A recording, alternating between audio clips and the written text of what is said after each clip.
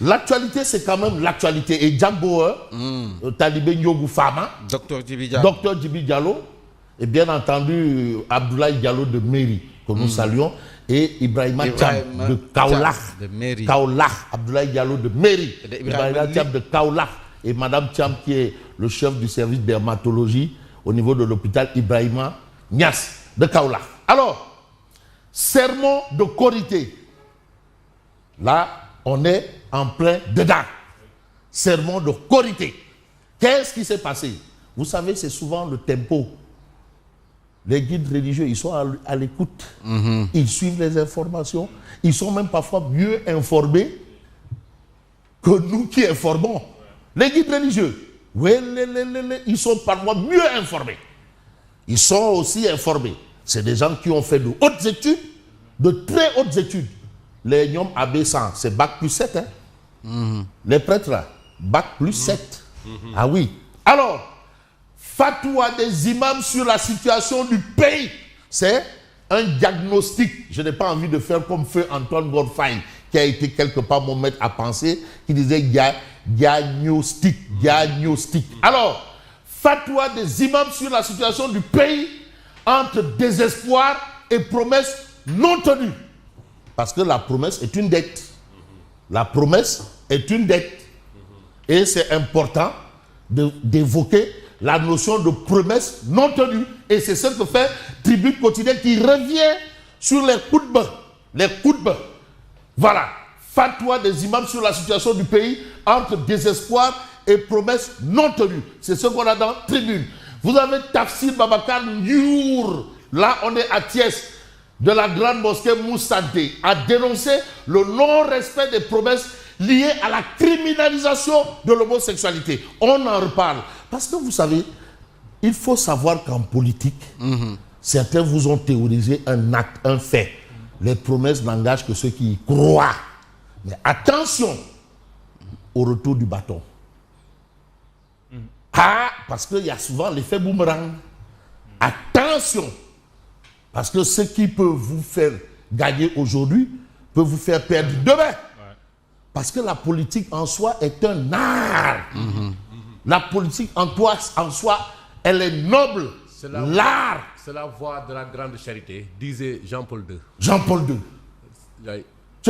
Jean-Paul II. La voie de la grande charité. De la voie de la grande charité. Charité. La charité. Charité. Alors, Baba Lamine fustige les comportements irresponsables. Attention, là on rentre plein dedans. Du duo Sonko, Diomaye qu'il surnomme Samba et Demba. Batch, Niebe. Parce que Batch c'est Niebe. C'est Samba. Et Demba. Et aujourd'hui, vous avez cette situation. À un moment, on avait Demba et Dupont. Sous Demba et Dupont. Balde et l'autre. Et Karim. Et là maintenant, on a Samba et Demba. Hein? Peut-être demain, on aura Coureur et autre chose. En tout cas, les faits sont là. L'imam de Tiénaba fustige les attaques par les jeunes au foyer religieux et interpelle le ministre de l'Intérieur. Tierno Amadou Ba Khalif de Bambilor, lui aussi a réagi. En quoi faisant, les intérêts personnels de Sonko et de Diomaye ont pris le dessus. Pris le dessus. Sur les priorités des Sénégalais. Malheureusement. Est-ce qu'on peut noter un changement espace-temps? Là, maintenant, les physiciens répondaient. Ça, c'est pour les physiciens. Changement espace-temps. Il y a eu, au départ, une chose, arrivé autre chose. Est-ce du départ où Gaïndé arrivé mousse? Parce qu'au départ, on nous a dit que c'est anticonformiste. On a dit non quoi? Anti-système. Anticonformiste, anti-système. Et aujourd'hui, est-ce qu'on n'est pas dans les 10 codes de système? Parce que système pour système, on va s'arrêter. L'ennemi suprême.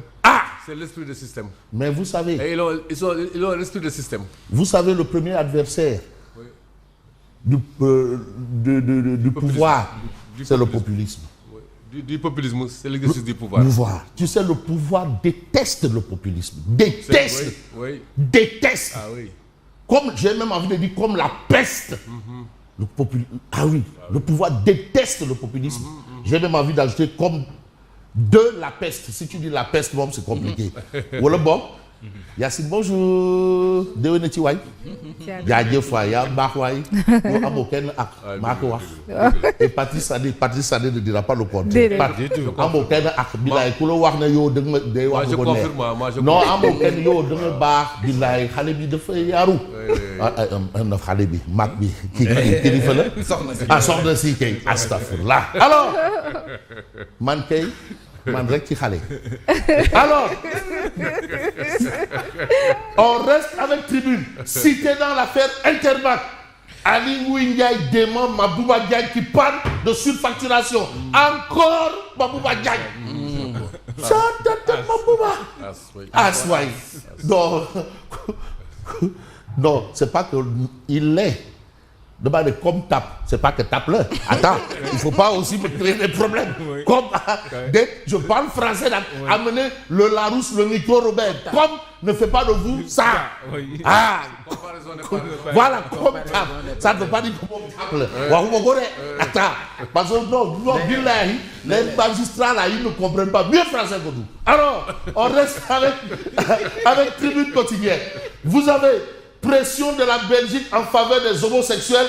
L'Alliance Sauver le Sénégal encourage l'État à refuser le chantage. Oui, mais c'est quoi les représailles? Tout ce que tu poses comme acte, il y a des représailles. Il faut faire avec. Gobégar. On a accepté, on va aller jusqu'au bout. Mais au bout du compte, on a le retour de Nimzat, le Khalif de Khadj de Géoul, Cheikh Mahfou Aïdara dit Shérif Bou. Et ces deux épouses périssent dans un accident. Ça, quand même, c'est dramatique. Toute une famille qui périt comme ça. Mais on va voir Walf Quotidien. Homosexualité, dérive sur Internet, querelle politique, jeunesse, la fatwa des imams. Fatwa. Ah là, maintenant, on est à une autre dimension. Batine. Ça y est, avec batine mélangée. Ah, waouh. Et aujourd'hui, vous avez Maître El Hadj Oumar Youm, qui ne juge pas utile de faire le trajet Dakar, pour dire ce qu'il pense des 2 ans de Demba ak Samba. Alors, il parle de déception totale sur toute la ligne. Totale. Déception faite, déception partout. Voilà, le théorème de Tchelobak.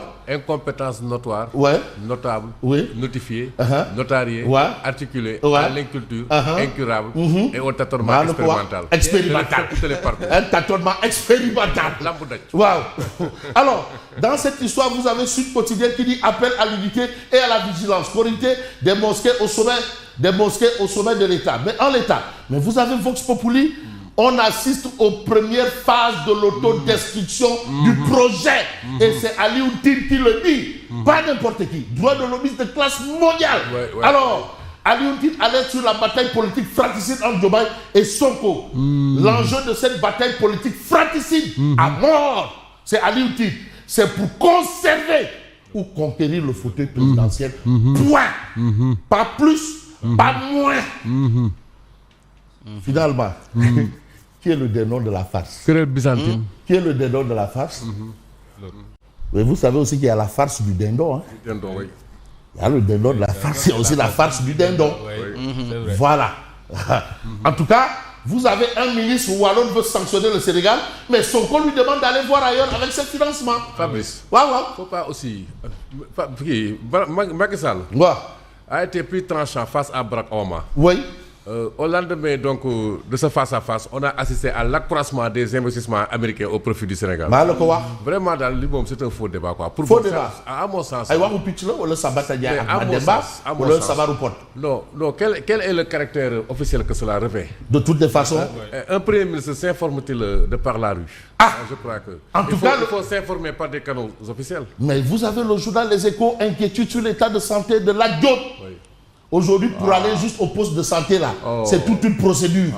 Et voilà, là, face à une impasse médicale. Juste pour aller à la pharmacie, c'est une procédure. Mais c'est compliqué. Et celui, à cause de qui il s'est retrouvé là, dit je n'ai jamais porté plainte. Chaque consultation médicale est un parcours semé d'obstacles. Engrenage administratif énorme juste pour une consultation médicale, il faut tourner, retourner. En cas d'examen, mais parce que le droit à la santé est un droit de l'homme, universel, mondial.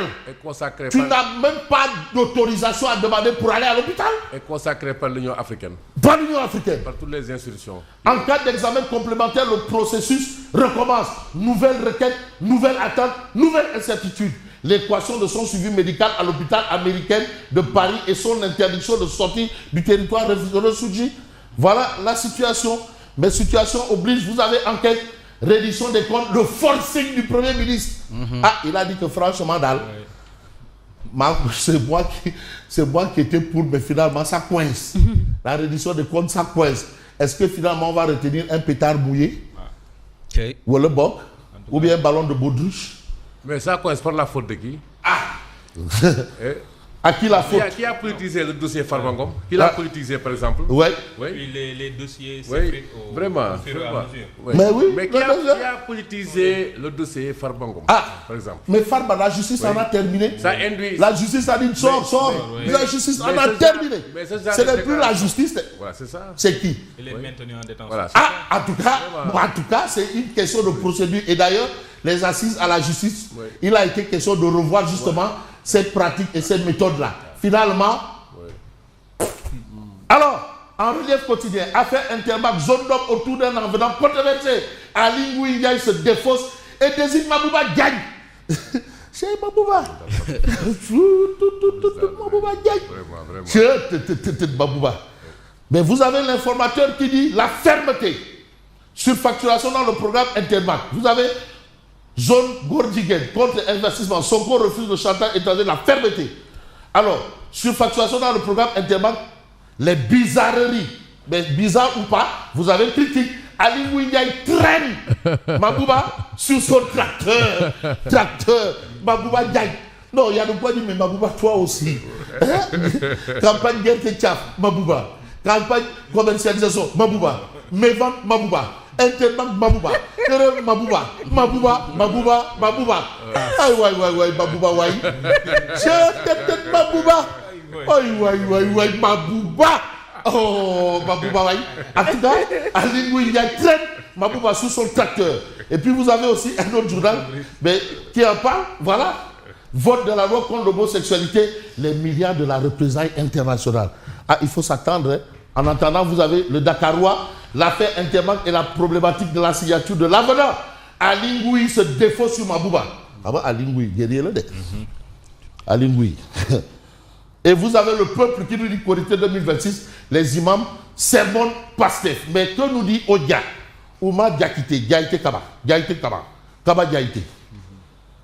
Diaïté Kaba. Voilà. C'est une histoire de mosquée. Chacun sa mosquée, hein.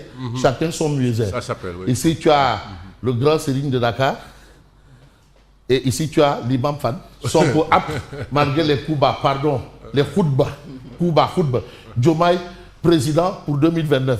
Mirbango, et c'est la même mosquée. Chacun son musée, peut-être chacun son imam, et chacun son hadith, et chacun son... Chacun. Moi, j'en ai fini. Je vous dis merci. Et bonne continuation. Merci Lucia et bonjour à vous, bonjour à tous. Et tout de suite, nous allons